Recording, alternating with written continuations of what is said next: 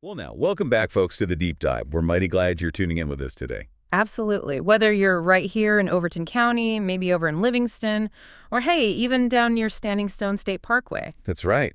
We're fixing to take a real close look at something that touches all our lives. Every single day, really, how we connect, how we get along, how we get things done together. We're diving into some fascinating ideas today, all about human behavior, what really makes us tick. Uh-huh. How we influence other folks, and just as crucial, how they influence us.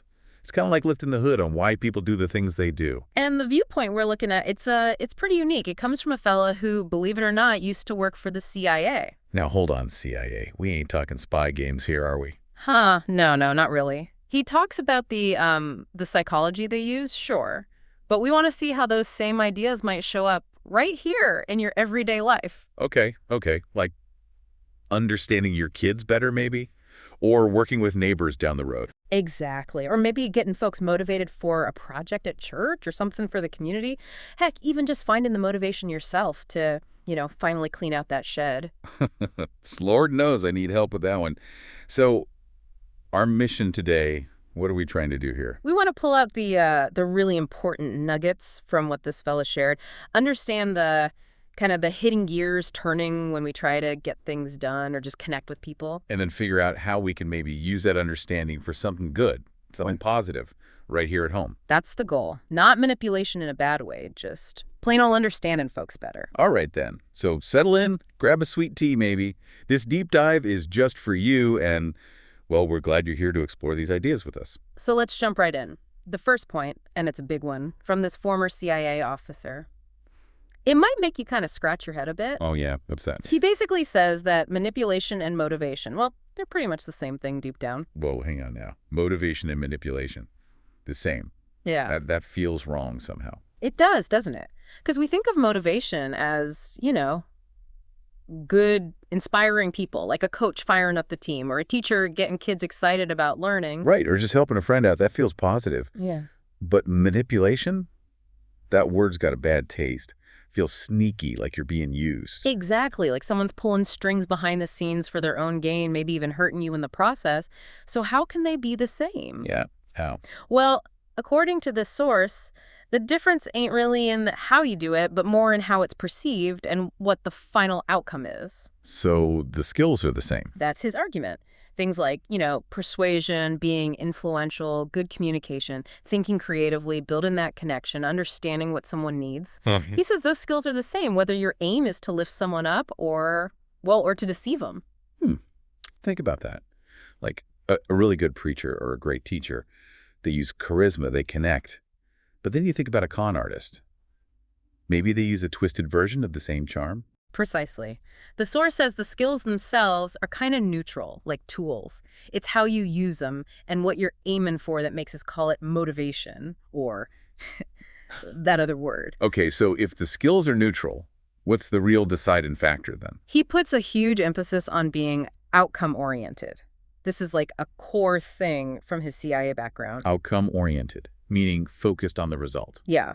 He argues that whether you're trying to motivate your kid to do chores or, in a different context, influence someone in a high-stakes situation, the main driver is the specific outcome you want. Your main loyalty is to getting that thing done. That's what he says, pretty bluntly. Your loyalty, he states, has to be to that desired outcome first and foremost. That's a tough one to chew on. What if the outcome kind of clashes with, what you believe is right? Your own principles. And that's the difficult part, he points out. He says, sometimes from that mission-focused view, you got to pursue the outcome, even if it bumps up against your personal beliefs or your ideology right then. Getting the job done is paramount. Wow. Okay, bringing that home. Yeah. Are we sometimes so focused on, say, winning an argument or getting our way in a committee that we kind of push other stuff aside, like maybe listening properly? It definitely makes you think, doesn't it? And why might this kind of outcome-first thinking feel, well, maybe even a little bit natural, even if it makes us uneasy? Yeah, why? He connects it back to something really fundamental, maybe even uncomfortable, our basic survival instinct. Survival instinct, how does that play in? He argues that human nature at its very core is, inherently selfish. No, wait a minute. Selfish? That sounds pretty negative. Are we saying everyone's just out for themselves? Not Not necessarily in a mean way. He frames it more as a biological thing.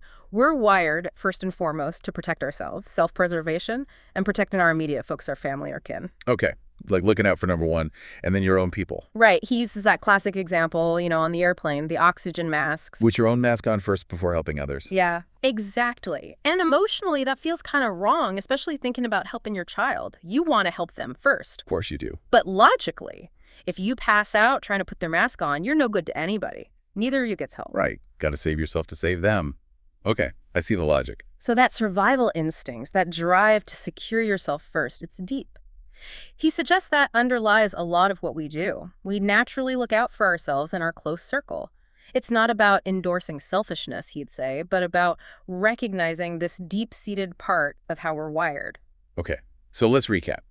Skills are neutral, outcome is key, and our basic nature leans towards survival and self-interest.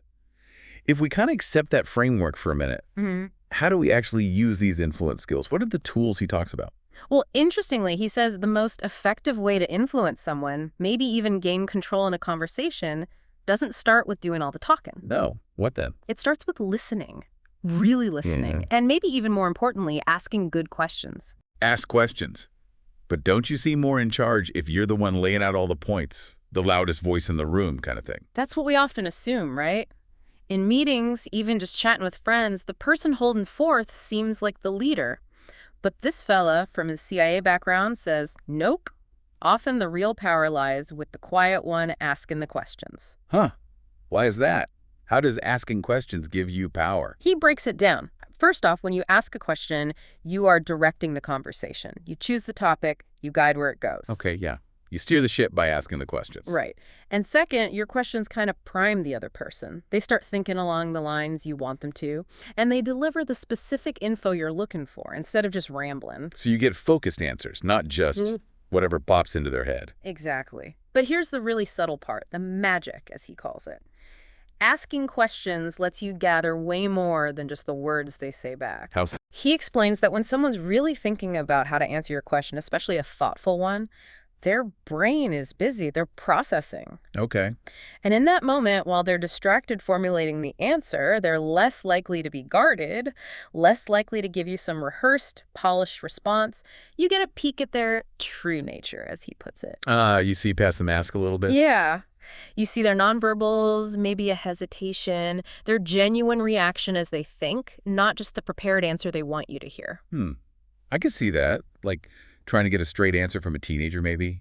Ask the right question and watch their face while they're thinking. Exactly. Or figuring out what someone really thinks about, say, a new store proposal down near Roberts Ridge. Don't just argue for it. Ask them what concerns you most about this, or what benefits do you maybe see? And then just listen and watch. Listen to the words, sure, but also watch the body language. Hear the tone. Notice what they emphasize, what they kind of skirt around. You're seeing their real thoughts bubble up as they process your question. He argues that gives you a much, much clearer picture of what's really going on with them, their worries, their hopes, where the real influence points might be. More insight than if you just let them make a speech. Way more insight. It's like understanding why someone feels strongly about a local tradition. Don't debate them right off. Ask, can you tell me more about what that tradition means to you, or what experiences shape that view for you? Their answer and how they answer tells you the real story, the why behind it all. Bingo. It's a powerful tool for just understanding people better, assessment, and connection. Okay, so listen more, talk less, ask good questions. Yeah. Got it. What else? Any other kind of fundamental tools he mentions? Yes, another big one is something he calls the RICE method. R-I-C-E. Rice. like the food. Yeah, easy to remember. But no, it's an acronym. Stands for 4 key motivators. He presents it as a kind of quick way to size someone up, to figure out what really drives their behavior, their decisions, what makes them tick. Okay, R-I-C-E. Let's break that down. What's the R? R is for reward. This one's maybe the most obvious. What benefits is someone looking for? What's in it for them? Like money or a promotion? Tangible stuff. Yeah, definitely tangible things. A bonus, a prize, maybe even just a free cup of coffee. But he stresses rewards are often intangible too. Like what?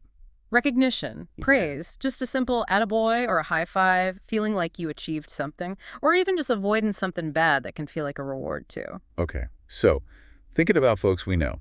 Why does someone volunteer down at the community center? Maybe the reward is feeling good about helping, or maybe it's being thanked in the newsletter. Could be. Or why does someone push hard on a tough project at work? Maybe it is the bonus, but maybe the reward is proven they can handle it, or learning something new. Even motivating yourself. What's the reward for finally tackling that overgrown garden? Relief. Looking nice. Right. Knowing what specific reward someone values, big or small, tangible or not, that's the key to using that motivator. Exactly. Understand their what's in it for me. Okay, next is I. I. What's that stand for? Ideology. This one goes deeper. It's not just about what someone wants. It's about what they truly believe. Like their core values, their faith. Precisely. Their principles, what their mama taught them, their sense of what's right and wrong, what feels like the right of humanity, as the source puts it. These are those deep-seated beliefs that shape how they see the world and what they think is important. So someone driven by ideology acts because they feel it's the right thing to do based on their beliefs, not for a reward. Often, yeah. Think about folks who pour their heart and soul into a cause they believe in, even if it costs them time or money. Maybe someone fighting to protect local history because they believe strongly in preserving our heritage. Or someone really active in their church because their faith calls them to serve. Exactly. Or maybe someone who always speaks up for what they see as fairness in town meetings because that's a core principle for them. Understanding someone's ideology, their fundamental why, that gives you insight into their deepest commitments. Makes sense. So we got reward, ideology. What's C? C is for coercion. This one's about avoiding the negative stuff. Ah, the stick instead of the carrot. Kinda, yeah. People are motivated by coercion when they act out of fear or shame, guilt, embarrassment, or maybe the threat of punishment or just bad consequences happening. So they do something not because they want to, but because they're afraid of what happens if they don't. Exactly. And the source points out this is really powerful, especially if someone else is making you feel that fear or guilt or dangling that negative outcome over your head. Like maybe agreeing to serve on a committee you dread because you feel guilty saying no, or you're afraid people will think badly of you if you refuse. Perfect example. Or maybe holding back from trying something new, like speaking up with an idea because you're afraid of looking foolish if it doesn't work out, fear of embarrassment, fear of failure. That's coercion working on you. Or maybe even just doing something because you feel pressured by what everyone else is doing, avoidance sticking out, fear of social rejection. Coercion taps into our basic desire to avoid pain, discomfort, looking bad. If someone feels they have to do something to dodge a negative feeling or situation, that's coercion. Identifying those fears helps you understand their pressures. Okay, RIC, what's the E? E is for ego. Now, he's careful here. It's not just about being arrogant or thinking you're the bee's knees, though that can play into it. So not egotistical in the usual sense. Not necessarily. In the Rice model, ego is more about how someone wants to appear to the world. Their self-image, how they want others to see them. Ah, okay. Like great reputation. Yeah, or just the identity they want to project. The source used the example of Mother Teresa. Part of her ego, in this sense, was wanting to appear sacrificing, humble, noble. That was the image. Okay, so for regular folks like us. It might be wanting to be seen as a hard worker, a reliable neighbor, a good parent, someone who's smart or capable or kind or community-minded, a pillar of the community, maybe. We all have a way we want people to think of us, our good name, sorta. Exactly. Think about why someone goes the extra mile on a volunteer project. Is it the reward of thanks? Is it belief in the cause? Or is it maybe ego? They want to be seen as the kind of person who contributes, who is dependable. Or why someone donates to a local charity drive. Could be ideology, sure. Could also be ego wanting to be perceived as generous and caring. Right. By watching folks, listening to how they talk about themselves, what they take pride in, you can start to get a sense of the image they're trying to uphold. That's their ego driver. How they want to be seen influences how they act. So, Rice. Reward, ideology, coercion, ego. The source says just by listening and watching, asking those questions we talked about, you can start to figure out which of these is the main driver for someone in a situation. That's the idea. It's like a quick diagnostic tool. What's pushing their buttons, what's pulling their levers. Once you have a hunch about the primary Rice motivator, you can kind of tailor how you talk to them. Exactly. If they seem reward-focused, you talk about the benefits, the payoff. If ideology is big for them, you connect what you're talking about to their core values. If coercion seems to be a factor, maybe you address their fears or try to reassure them. Right, or understand their hesitation comes from that fear. And if ego is strong, you frame things in a way that lets them act consistently with the image they want to project, the helpful neighbor, the smart problem solver, whatever it is. So it's not about tricking them, but about speaking their language, kind of connecting with what already motivates them. That's a good way to put it. It's a framework for understanding the currents beneath the surface so you can navigate interactions more effectively. Okay, Racy helps us figure people out. But how do we actually, build that connection? Get someone from no way to, okay, let's do it. He talked about influence leading to compliance. How does that happen? Right. That leads to the next big concept, sense-making. So sense-making. Sounds kind of academic. It might sound that way, but the source describes it as something we all do, automatically, almost without thinking. It's the natural process we go through when we encounter something new, a new person, a new idea, a new situation. How we figure out what to do with it, where it fits. Exactly. And believe it or not, this idea apparently has roots way back in research done during the Vietnam War. Vietnam? How so? Well, the source mentions that early on, American forces were finding captured enemy soldiers incredibly loyal, totally resistant to interrogation. They'd rather die than talk. Wow. Strong ideology there, I guess. Absolutely. So the military brought in psychologists to figure out, what creates that level of loyalty. And more broadly, how do people process new relationships? How do they build trust or put up walls? Sense-making came out of that study. Okay, so how does this sense-making process work? He uses a neat analogy. Imagine you're pouring energy into a relationship or an interaction, like filling up a bottle. It happens in 3 distinct phases as you make sense of the new thing. 3 phases. What's the first one? Phase 1 is avoidance. This is our gut reaction, like survival instinct kicking in again. When something new or maybe uncomfortable comes along, our first impulse is often to pull back. Avoid it. Why? Just to save energy. Avoid risk. Both, yeah. Protect ourselves from potential discomfort or the unknown. He gives simple examples.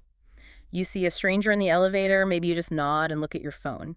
Unexpected knock on the door late at night. You hesitate, maybe don't answer. Or maybe getting a call from someone you know is going to ask for something difficult and you let it go to voicemail. Avoidance. Exactly. Think locally. Someone brings up a totally new idea at the town meeting, something that would change how things are done. What's the first reaction from a lot of folks? Probably silence. Or maybe quiet grumbling. Hope someone else deals with it. Avoidance. Right. Or you meet someone new down at the market. You might be polite, but there's usually a little bit of a guard up, right? You keep it brief, unless there's a clear reason to engage more. It's all about protecting your current state, conserving energy. And the source says a lot of people just stop there. They let that initial discomfort win. That's his point. We miss opportunities because we don't push past that first natural step of avoidance. Okay, so what happens if you do push past it? What's phase 2? Phase 2 is competition. Now, this is really important. He stresses competition here doesn't mean like winning and losing. Not like the Wildcats versus the Indians, where one team comes out on top. Okay, not a fight then. So what does it mean? He describes it more like a scrimmage, a back and forth, an exchange. It's where you actually start investing energy into that thing you initially wanted to avoid. So competition is about interaction. Talking. Debating. Yes. It's where you exchange ideas, share your point of view, listen to theirs. It's where discussions happen, maybe even disagreements or those hard conversations. So the difficult talks aren't a sign things are going bad. They're part of this competition phase. That's exactly his point. He says, having those hard conversations is the investment. It's how you work through the challenges, explore different angles, really put energy into understanding each other or the situation. It might not feel easy, but it's how you build the relationship. Huh. That kind of reframes arguments, doesn't it? It does. He even uses a pretty vivid example, makeup sex. Whoa, okay. How does that fit in? His point is, the intensity of making up often comes because you both invested so much energy in the argument beforehand. That conflict, that competition, that tough exchange actually strengthened the bond, leading to, well, celebrating the relationship. Okay. I get the analogy. The struggle, the investment, leads to a stronger connection, like neighbors arguing over a fence line. Perfect. Avoidance is not talking about it. Competition is bringing out the surveys, discussing it, maybe disagreeing on where the line is, but engaging in the problem together. Investing energy to find a solution. That's the scrimmage. It's working through the tough stuff together. That's the investment. Precisely. That's phase 2. So you get past avoidance, You invest energy in competition. What's phase 3? Phase 3 is compliance. This is the goal, the point where influence really takes hold. Compliance, meaning they Yeah. agree. They do what you ask. Essentially, yes. The source says it's only after you've overcome their initial avoidance and after you've both invested energy through competition that someone gets to a point where they are genuinely likely to comply with your request. So it's not about forcing them. It's about they're ready to agree because you've built something. Exactly. It's built on the trust and understanding developed in those first 2 phases. Because you took the time, had the conversations, invested the energy, they become willing to go along, to help, to agree. What might that look like around here in everyday life? Well, maybe you've been trying to get neighbors involved in cleaning up that little park down by the river in Livingston. First, they might avoid it. Too busy. Someone else will do it. Then you talk to them, maybe have a meeting, discuss the problems, listen to their concerns, maybe even argue a bit about the best way to do it. That's the investment. Competition. Right. And if you navigate that well, build that shared understanding and energy, then when you actually ask, okay, can you come help Saturday morning? They're much more likely to say yes. That's compliance. Or get in the garden club to try that new planting idea you had.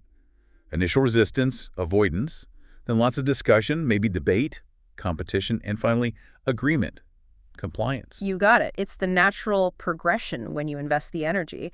And the source says understanding these phases gives you a kind of shortcut.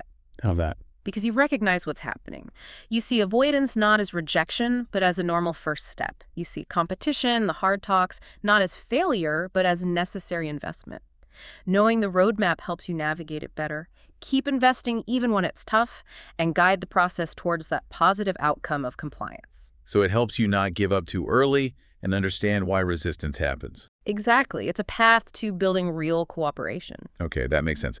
Now, you mentioned building connections. Where does rapport fit into all this? Just having a good, friendly feeling with someone. Rapport. Well, here again, the source offers a perspective that might be a little different from how we usually think about it, especially from that CIA viewpoint. Oh boy, here we go. It's not just about being chummy. Apparently not, or at least not just about that.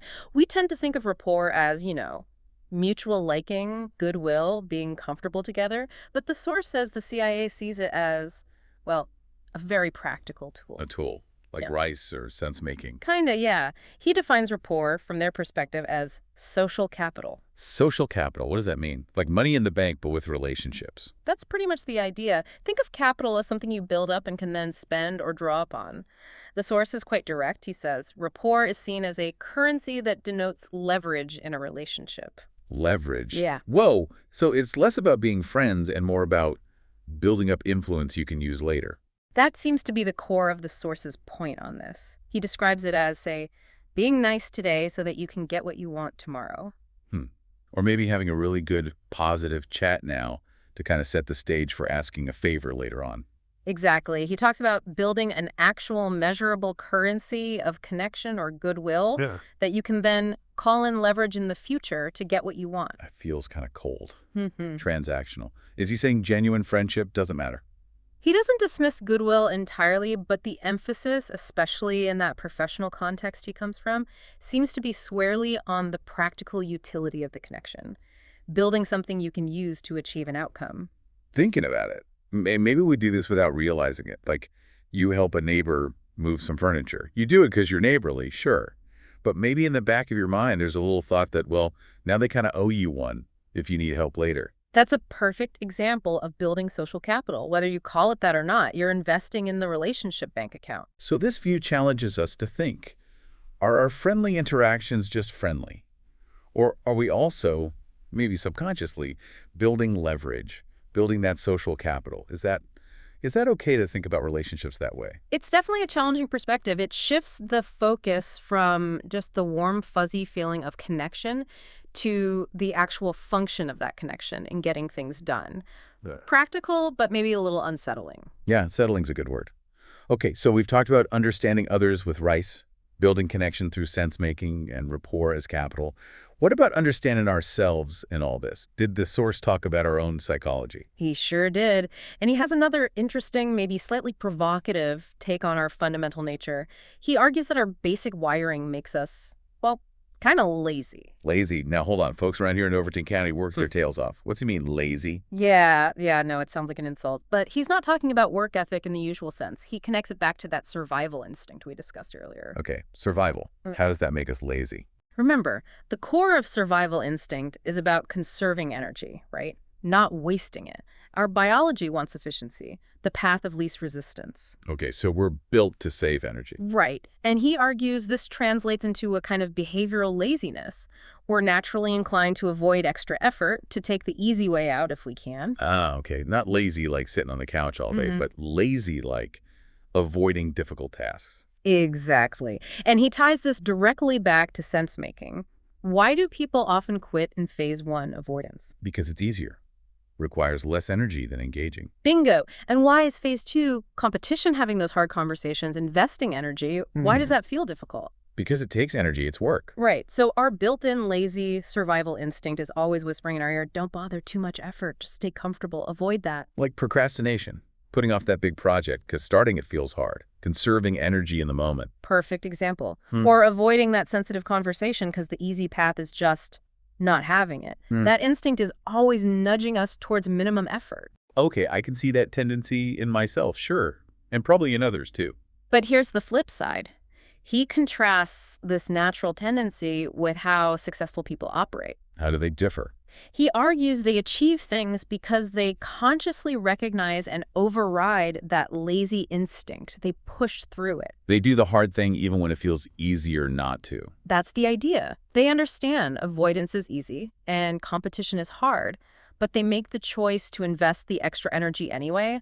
They have the discipline to push through the discomfort because they know that's where progress happens. That's how you build relationships, gain influence, achieve goals, get that power, authority, and compliance.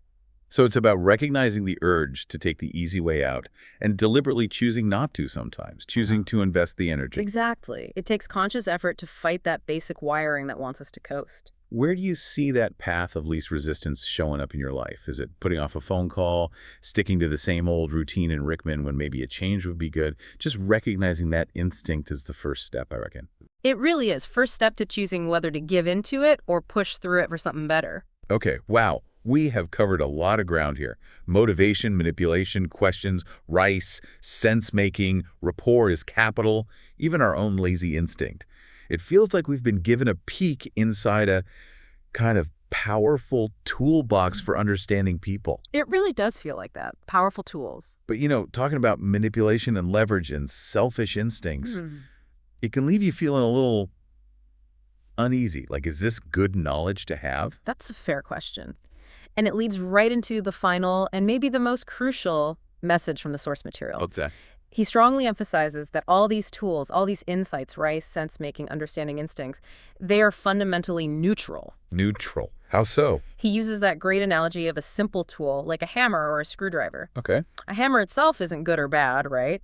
It's ambivalent, as he puts it. You can use that hammer to build a house, create something useful, help people. Or you can use that same hammer to break a window, hurt someone, cause destruction. Exactly. The tool is neutral. It's the intent and the action of the person using it that determines whether the outcome is good or bad. So rice and sense-making, they're like the hammer. That's his point. Understanding what motivates someone, Ricey, isn't inherently good or evil. Knowing how relationships naturally progress towards agreement, sense-making, isn't good or evil. It's how you use that knowledge. Precisely. You can use this understanding to genuinely connect with folks here in Overton County, to inspire your family or your church group towards a positive goal, to help someone get past their own hesitation, their avoidance phase, to build stronger, more understanding relationships, to motivate yourself to grow. You can use these tools to build good things. That feels better, using it constructively. But there's a but. He also gives a pretty stark warning. What's the warning? That these same neutral tools can absolutely be abused and used to hurt people. They can be used to manipulate unfairly, to exploit someone's known fear, coercion, or their desire for approval, ego, in a harmful way, to push for compliance for purely selfish or destructive reasons. So the hammer can be used to harm. Yes. And there's one more layer to it. Which is? You have to remember that other people out there also know this stuff. They have the same tools. They have the hammer and the screwdriver, too. Ah. And they might try to use them on us? maybe not always ethically. It's possible. Yeah. So understanding these tools isn't just about becoming more influential yourself. It's also a form of self-defense. Oh, so? By recognizing the rice drivers, seeing the sense-making phases play out, understanding the dynamics of rapport building, you get better at spotting when someone might be trying to manipulate you or use these techniques unethically. It gives you a sharper eye for the mechanics of influence happening around you and to you. So it helps you protect yourself by seeing what's going on under the surface. Exactly. But let's bring it back firmly to the positive side, how we can use it for good right here. Yeah, let's do that. How can understanding riceweed help me be a better neighbor or community member? Okay, say you're trying to get folks excited about that community cleanup day. For the person you know values tangible results. Reward, you talk about how much better the park will look, maybe mention the free donuts. Yeah, okay. For the person driven by community pride and responsibility ideology, you emphasize how this helps our town, how it shows we care about our home. Gotcha. For someone maybe hesitant, worried it'll be too much work or they won't know anyone, potential coercion fear, you reassure them, talk about how easy it'll be, how many friendly faces will be there. You address the negative they're avoiding. And for the person who likes to be seen as a leader or a helper, ego. You talk about the opportunity to set a great example, to be a visible part of making things better. See, you're not tricking them. You're just connecting the positive goal to their existing motivation, speaking their language. And knowing about sense-making. It stops you from getting discouraged when people initially resist a new idea. Right. You see that avoidance is normal. You know the discussions, the debates, the competition isn't failure. It's the work of building buy-in. You stick with it. Invest that energy patiently.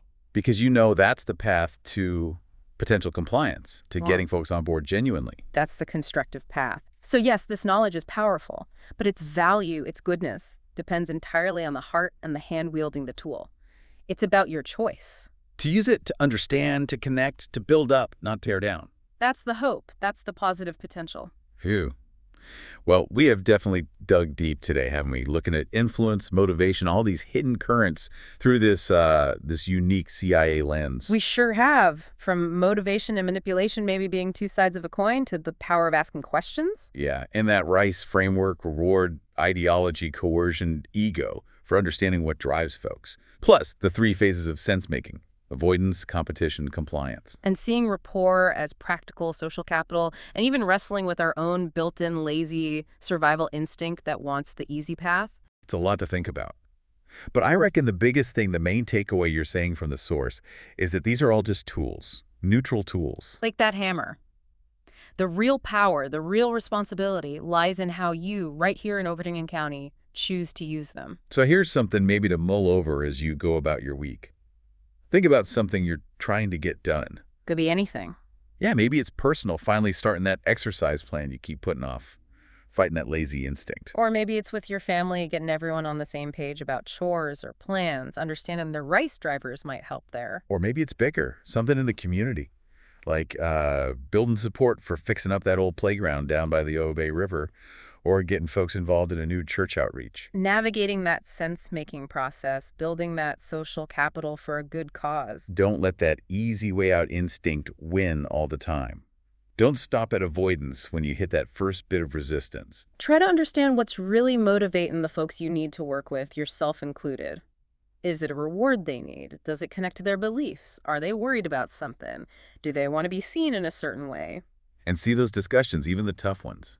That competition phase, not as a fight you got to win or avoid, but as building something strong together, an investment. Use these insights not to be sneaky or manipulative, bless your heart, no, but use them to genuinely understand people better, to connect, to motivate yourself and others towards things that are truly good for your family, your church, your neighbors, this whole community we call home. Be the one who tries to understand folks a little deeper. Be the one who pushes through when it feels hard.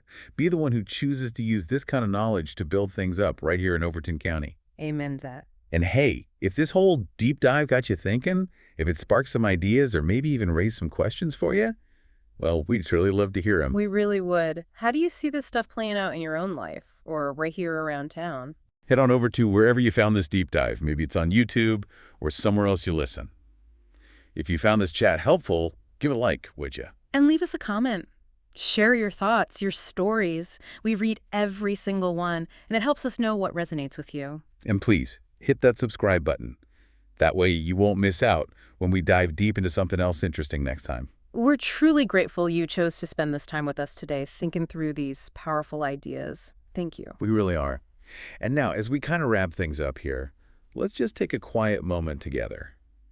Maybe offer up a little blessing for all of you listening today. Lord, we just ask for wisdom for each person listening right now. Wisdom to see, maybe a little clearer, what truly motivates them and the folks around them. Grant them the strength, Lord, to push past that easy path sometimes, to invest the energy needed, to build good connections, to work through the hard stuff, and to reach for something better. May they use whatever insight they've gained today, not to tear down or take advantage, but to build up, to foster real understanding, to inspire action that helps others, and to just generally contribute to the goodness and well-being of their families, their friends, and this whole beautiful community here in Overton County. Bring peace to their hearts and their homes, Lord. Amen. Until next time, y'all take care now, and God bless.